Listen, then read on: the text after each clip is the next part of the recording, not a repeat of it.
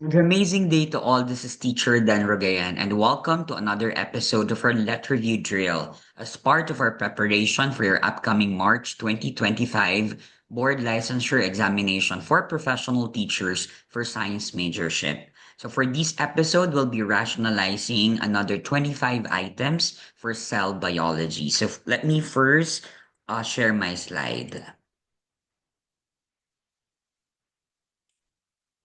All right. As I mentioned, we'll be answering 25 item drill for this episode. And it's been a while. No, I had final coaching sessions lately. So shout out sa aking mga SLRC Bataan students. And of course, this particular review drill, of course, is intended for our uh, science majors. But for those who are generalists, you can actually use also these video no, to refresh or to reacquaint yourselves with the salient concepts in cell biology. So of course, let's all start with our goal to pass and even top the board licensure examination for professional teachers. How many days to go? 12 days to go before the March 23, 2025 board exam. So I hope you are all equipped and ready, and these last few drills that we'll be having will be a reinforcement and supplemental drill for all of you, no, in order for you to be able to answer our board items in your major exam, in your majorship exam. Okay? So I hope everybody's ready. I hope you have your pen and paper with you. Samahan po ninyo ako sa pagsasagot natin ng mga items. So for these let review drill, our focus would be on biology, particularly on cell and molecular biology. And as stated in our enhanced table of specifications, no, released by the BPT, we have first distinguish between cell and molecule, and secondly, exhibit the characteristics and functions of the cell as a fundamental unit of life. Okay? So, ayan. So, what happened to my video? Ayan, okay na. Okay. I think I have an erratic internet here. Okay? So, item number one. Okay? So, which molecule serves as the primary energy currency of the cell? A, DNA, B, ATP, C, RNA, D, glucose. Okay? When we talk about energy currency of the cell, what is that? Of course, this is the adenosine triphosphate. So our correct answer here is letter B, ATP or adenosine triphosphate. So this is actually an organic molecule that serves as a main energy carrier in cells or the energy currency of the cell. Okay. Item number two, which metabolic pathway generates the highest amount of ATP?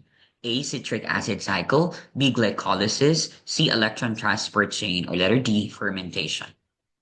Okay, so what is your answer? Future top notchers, future science LPTs. When we talk about highest amount of ATP, this is generated by no other than, of course, that is our electron transport chain or the ETC. So ETC generates the highest amount of energy. So some textbooks state that the net yield is 36 ATPs in eukaryotes because 2 ATPs are used up to power cellular respiration itself in moving two NADH molecules into a mitochondria. So we have 38 ATPs minus 2 ATPs, so that's 36 ATPs. So that's 36 to 38 ATPs net yield or total yield no per glucose. So you can see here that in the cellular respiration we have the glycolysis, no glucose to pyruvate, the Krebs cycle, and the electron transfer chain. And looking at the net yield no of net ATP yield, you have here 2 ATP for glycolysis, another 2 for Krebs cycle, and 32 to 34 for electron transfer chain, making ETC or the electron transfer chain with the highest amount of yield no in terms of ATP. Okay, item number three, which of the following structures is absent in prokaryotic cells? A, cytoplasm, B, plasma membrane, C, DNA, D, nucleus. So what is absent? What organelle or structure is absent in prokaryotic cells? Remember the demarcation line between a prokaryotic and a eukaryotic cell.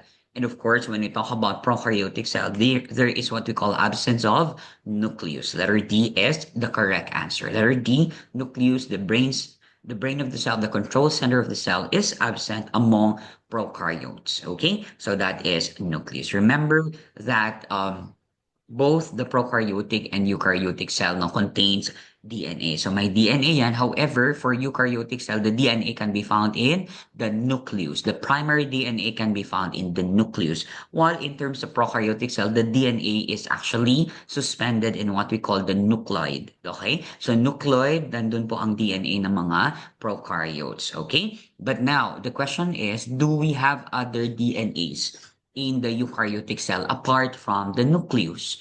If that is a question, the majorship, yes, no? We do have other DNA. We can find DNA in the mitochondria. So we call it the mitochondrial DNA, and even in our uh, chloroplast, no? So in the plant cell, which is a eukaryotic cell, chloroplast also contains DNA. We call them the plastid DNA. Okay, so apart from the nucleus, no, the primary DNA can be found in nucleus. We also have the prokaryotes. We have also the chloroplast and mitochondria, which also contains DNA. But for the prokaryotic, it is suspended in the nucleoid. Okay. Apart from that, of course, both type of cells, eukaryotic and prokaryotic, has cell membrane. So may cell membrane yan, or the plasma membrane. Okay. Plasma membrane or the cell. Okay. Ano pang meron? Of course, both have ribosomes. So my ribosomes also have ribosome. Okay, and apart from that, it also has cytoplasm and cytoplasm. Okay, so cytoplasm, plasma or cell membrane, and of course, the ribosomes are the three primary structures present in both eukaryotic and prokaryotic, apart from the presence of DNA. Okay, item number 4. Which of the following statements best describes the cell theory? A. All living organisms arise from pre-existing cells. Okay, nawawala yung camera ko. B, all living organisms are composed of one or more cells. Letter C, the cell is the fundamental unit of life. Or letter D, all of the above are correct. Okay, I hope hindi magkakaproblema yung audio ko, no? In terms of the erratic connection that I have now.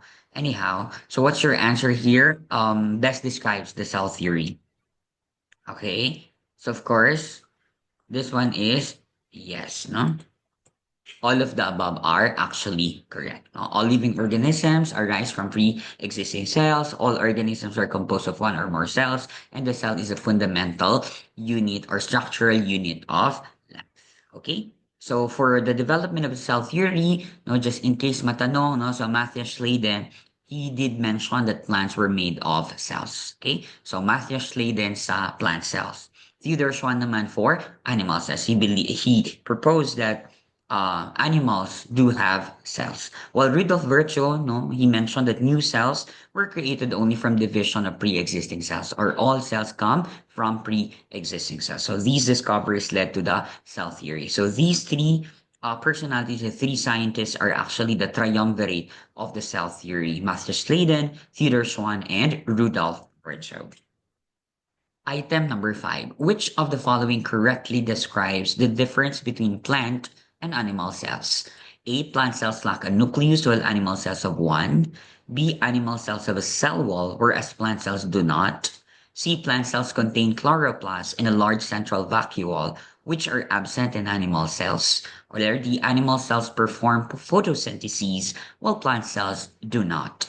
So which is the difference, a brief difference of a plant and animal cells? So what's your answer here? Feature LPT top-notchers. Of course, no? When we talk about plant cells, they do have chloroplast, large central vacuole, and cell wall, which animal cells don't have. Okay, so the answer here is letter C. Okay, so here you can see that the different structures of the plant cells. So the presence of chloroplast, the presence, of course, of amyloplast, no, for starch storage, and of course the central vacuole, okay, present din po yan. And of course the cell wall, okay, which of course animal cells don't have. Okay, remember that chloroplast is the site for photosynthesis. Okay. Item number six, the endosymbiotic theory provides an explanation for blank. A, the origin of the first prokaryotic cell. B, the formation of the plasma membrane. C, why DNA serves as the genetic material in all cells. Or letter D, how eukaryotic cells evolve from prokaryotic cells. So which do you think is an explanation for endosymbiotic theory? Okay, so what's your answer?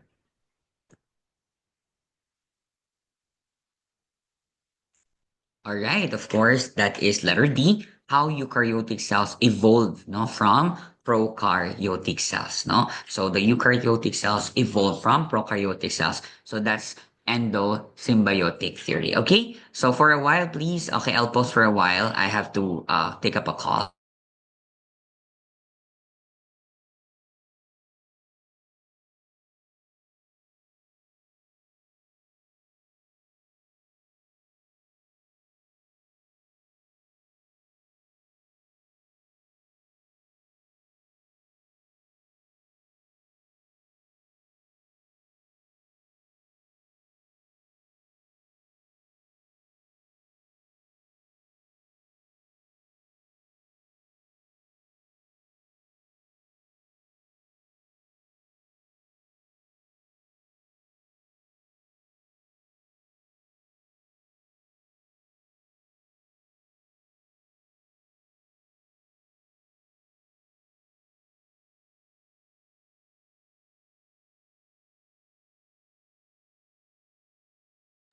All right, sorry for that. So for endosymbiotic theory, no, you can see here that uh you can see that there is an engulfing, no, of oxygen using non-photosynthetic prokaryote, which over many generations of cells becomes the mitochondrion. So here we can see the ancestor of the eukaryotic cells, which is the host cell.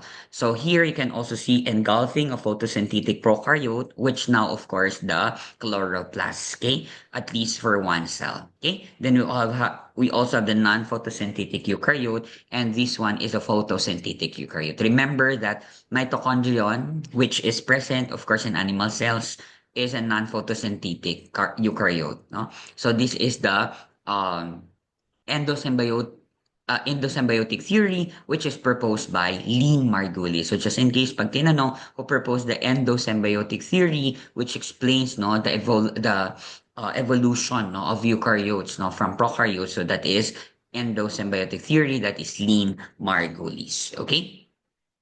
So item number seven, as a cell decreases in size, what happens to its surface area to volume ratio? A, it increases. B, it decreases. C, it remains constant. Letter D, none of the above. Okay. So what is your answer?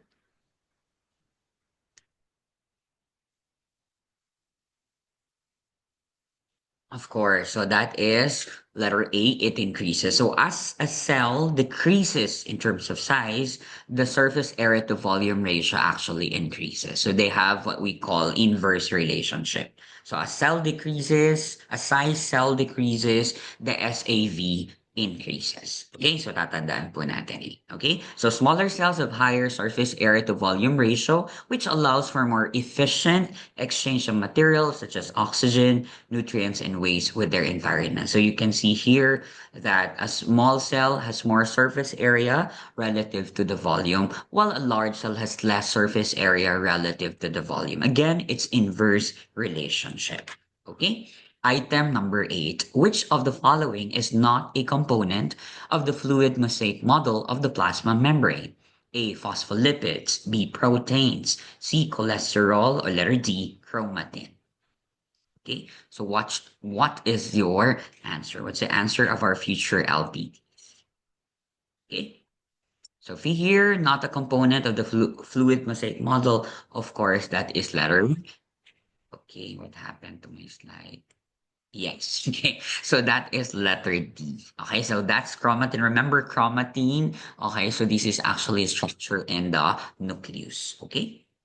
So for the fluid mosaic model, you can see, of course, the phospholipid, you can see proteins here, the channel protein, the carrier protein, which are integral proteins, and of course, cholesterol here. So you also have glycoprotein there. So cholesterol. So remember our terms, hydrophilic, phosphate head, which is polar, hydrophilic, which is water loving. While hydrophobic, the fatty acid tails here, the non-polar are water theory. Okay. Item number 9. Which organelle houses chromatin and the nucleus? A. Golgi apparatus. B. Nucleus. C. Ribosome. D. Lysosome. Okay, so what is your answer? What organelle houses the chromatin and the nucleus? I did mention it partially. That's correct. It's in the nucleus. Remember that the chromatin and the nucleus is actually structures in the nucleus. While Golgi apparatus, modifying, packaging, and sorting proteins. Ribosome is the site for protein synthesis, while lysosome is exhibits intracellular digestion. Okay. So here you can see the nucleus. We have here the chromatin material, the nucleus, no, at the core of the nucleus, the nucleoplasm, and of course the nuclear envelope together with the nuclear pore. Okay, then being surrounded by the endoplasmic reticulum. Item number 10. Which organelle modifies proteins and lipids received from endoplasmic reticulum or ER? A. Golgi apparatus. B. Nucleus. C. Ribosome. D. Lysosome. What's the keyword here? Modifies proteins. Modifies, sorts, packages. No? So quality control ng proteins. I did mention it. That's correct. It's letter A, Golgi apparatus. Tinatawag rin Golgi body or Golgi complex named after Camillo Golgi, the one who discovered Golgi apparatus. So Camillo Golgi is the discoverer of the Golgi body, which appears as a series of stocked members. Okay? Okay, so so you can see here the Golgi apparatus, no? So this is actually a stock membranes, okay?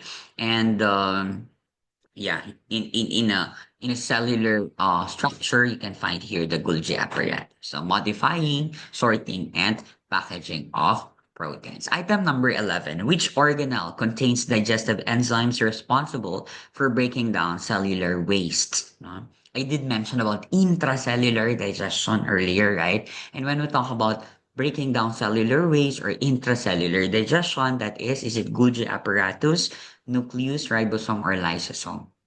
So what's the answer? Future LPTs, of course, that's the lysosome. Again, lysosome is also known as the suicide sock or suicide bug of the cell because it actually breaks down the cellular waste. Okay? Yeah, so here you can see the lysosome. Okay? It's a single wall membrane and enzyme complexes. No, again, intracellular digestion breaks down cellular waste, the suicide sac. Okay. Item number 12. Which organelle is a primary site of protein synthesis? A. Golgi apparatus. B. Nucleus. C. Ribosome. D. Lysosome. So what is the correct answer? All right. Of course, the correct answer when we talk about protein synthesis, we partially mentioned it earlier. It's the ribosome. Okay, ribosome kung saan nangyayari ang protein production or protein synthesis. Okay, that is letter C. Okay, so here is an example of the ribosome. So these dots attached to the rough endoplasmic reticulum because the rough endoplasmic reticulum helps or aids the ribosome in terms of protein synthesis. Item number 13. How does facilitated diffusion differ from simple diffusion? A. It requires a carrier protein but does not require energy. B. It requires a carrier protein and ATP. C. It moves molecules from low to high concentration. Or letter D. It actively transports molecules using ATP. Okay. How does facilitated diffusion differ from simple diffusion? Okay, so facilitated diffusion differ from simple diffusion because letter A. Now it requires a carrier protein, but does not require energy. Okay, so that is a letter A.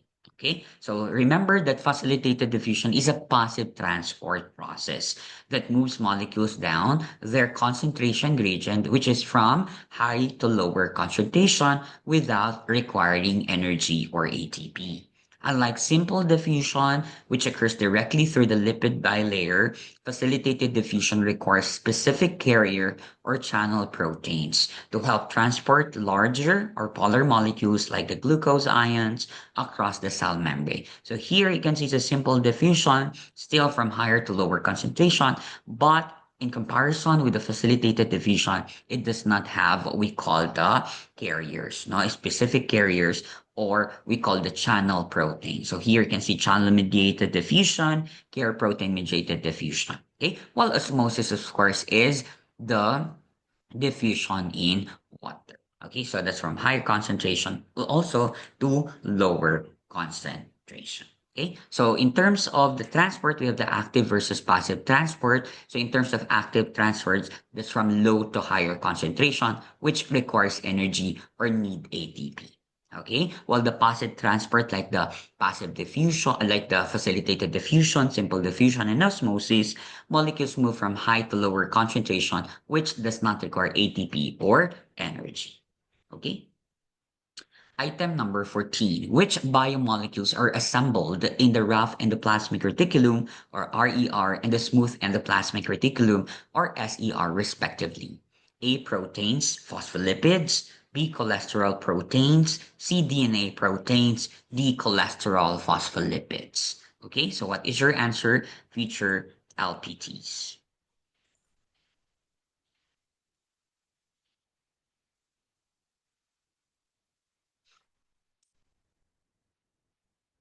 All right, of course. No, when we talk about rough endoplasmic reticulum, it actually, no, the biomolecules are of the proteins, while the smooth endoplasmic reticulum is phospholipids. Okay, that's good. Letter A, proteins and phospholipids. Okay, remember.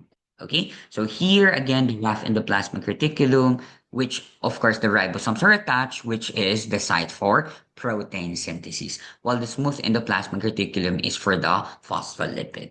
Okay. Item number 15. What happens when a cell is placed in a hypotonic solution? A. Solutes exit the cell to balance concentration. B. Water exits the cell to an area of lower solute concentration. C. Water enters the cell toward an area of higher solute concentration. Or letter D. Both solutes exit and water enters the cell. Okay, so what happens when a cell is placed in a hypotonic solution?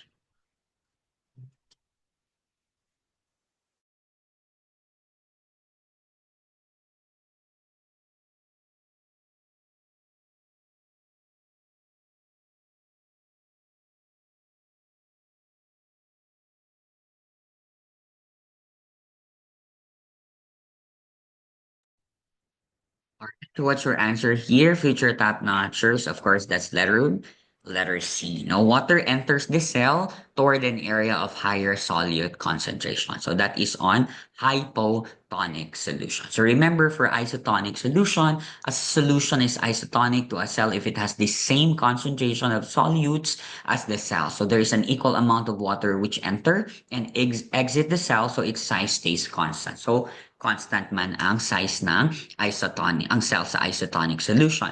While for the hypertonic solution, a hypertonic solution has more solute than a cell. So overall, more water exits a cell that is in a hypertonic solution, which causes the cell to shrivel, to shrink, or even die. To crenation also.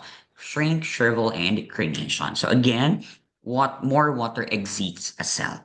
While for the hypotonic solution, it has less solute than a cell. So overall, more water enters a cell. Okay, that is in a hypotonic solution, causing the cell to expand or even burst or exhibit lysis later on. So that is hypertonic, hypotonic, and isotonic. Item number 16. Which of the following is not a structural component of the cytoskeleton? A. Microtubules. B. Actin filaments. C. Extracellular matrix. D. Intermediate filaments. So which is not a structural component of the cytoskeleton? Of course, this is, yes, the extracellular matrix, which can be found in the mitochondria. Okay, so here we have the microfilaments, the intermediate filaments, and the microtubules. Okay, so here it's made up of strands of the protein actin. So microfilaments often interact with strands of other proteins, while the intermediate filaments, made up of fibrous proteins, organize into tough, rope-like assemblages that stabilize a cell structure and helps maintains its shape. Okay, so that's intermediate filament. While the microtubules are long, hollow cylinders made up of many molecules of the protein tubulin, and tubulin consists of two subunits, alpha tubulin and beta tubulin. All right, so again, these are the microfilaments, intermediate filaments, and the microtubules. Item number 17. What is the primary function of cilia and flagella in cells? Okay, is it A, forming junctions between cells, B, establishing the extracellular matrix, C, facilitating cell-to-cell communication, or letter D, enabling cell movement? All right, so what's the function kaya of our cilia and flagella? Of course, the function R is on. Yes, no, it's on cell motility or cell movement to enable cell motility or cell movement. Okay, both are found outside the cell, responsible of cell movement. But how are they different? For cilia, we call it the small hair-like structure. Okay, responsible for locomotion. Okay, so again, cilia, hair-like. While flagella, long lash-like appendage, serving as an organ for movement or locomotion. Cilia and flagella. Okay, item number 18. What is the role of an enzyme's active site? A, it is identical across all enzymes. B, it is the region where the substrate binds. C, it is destroyed after each chemical reaction. Or letter D, it is the binding site for coenzymes. So what do you think is the role of an enzyme's active site? What's your answer, science majors? Future LPTs, of course, it's the region where the substrate binds. Okay, so that's the active site. Okay, so you can see that enzymes act as biological catalysts, speeding up reactions without being consumed. So the active site is highly specific to the substrate. So you can see here the active site and substrate entering the active site of the enzyme. Then the enzyme changes shape slightly as substrate binds. So we have the enzyme substrate complex and the enzyme products complex, and then eventually products leaving active site of the enzyme. Okay, enzyme or the biological catalysts. Item number 19, how do enzymes accelerate chemical reactions? A, by reducing the amount of substrate produced. B, by lowering the activation energy of the reaction. C, by increasing the activation energy of the reaction. Or letter D, by reducing the amount of reactant needed. Okay, so what do you think? Okay, why or how do enzymes accelerate the chemical reactions? Okay. So what's your answer? Future science top-notchers, future LPTs? Of course, no? Lolo ko na naman to slide. Okay, so what's the answer? Okay, ayan. Hintayin natin mag-respond. Okay, of course, no, letter B, no, by lowering the activation energy of the reaction. I'm having an erratic internet connection, but anyway, I hope my audio is still fine. Okay, but so by lowering the activation energy of the reaction. So tatandaan, no, how do enzyme accelerate chemical reaction is by lowering the activation energy of the reaction. Okay, so enzymes and other catalysts act by reducing the activation energy, thereby increasing the rate of reaction. So the increased rate is the same in both the forward and reverse direction, since both must pass through the same transition state. Okay, item number 20. Which of the following metabolic processes is aerobic and recycles non-plus molecules? A, glycolysis, B, citric acid cycle, C, electron transport chain, or letter D, fermentation. So which do you think here is an aerobic and that recycles the non-plus molecules? Of course, diba? That is the ETC or the electron transport chain. Okay, so that is letter C. So aerobic respiration, no, like that of ETC, no, uses oxygen to turn food into usable chemical energy. Okay, so electron transfer chain here and chemiosmosis, no, of course, the oxidative phosphorylation. So in ETC, NADH and FADH donate electrons, and in the process, NAD plus is regenerated for use in earlier steps like the glycolysis and the citric acid cycle. Okay, item number 21. Which of the following best describes the function of the mitochondria? A. Synthesizing proteins. B. Producing ATP through cellular respiration. C. Storing genetic information. Or letter D. Modifying and packaging proteins.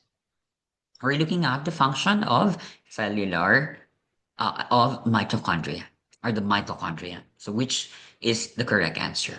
Okay, this one's very basic, of course, the production of ATP through cellular respiration. Remember that mitochondrion is the site for cellular respiration, and mitochondrion is considered as the powerhouse of the cell. Letter A, synthesizing proteins, is that of the ribosome. Storing genetic information is that of a nucleus, while modifying and packaging protein is that of a Golgi apparatus. Okay, so here you can see the glycolysis, which of course happens in the cytoplasm of the cell. We also have the citric acid cycle, which is of course the Krebs cycle, which is being held or which occurs no, in the mitochondrial matrix of the DNA, while the electron transfer chain under the oxidative phosphorylation happens or occurs particularly in the inner mitochondrial, okay, in the mitochondria. Okay. Item number 22. Which type of transport requires energy or ATP to move substances across the plasma membrane? Is it A, simple diffusion, B, facilitated diffusion, C, active transport, D, osmosis? So we did mention this earlier. Remember that the passive transport includes the diffusion. And when we talk about diffusion, that's in diffusion in water, that's osmosis. So pare-pareho, no? Simple diffusion, facilitated diffusion, and diffusion in water or osmosis are all passive transport. So add one out. So the answer here is the active transport. So letter C is the correct answer. Okay?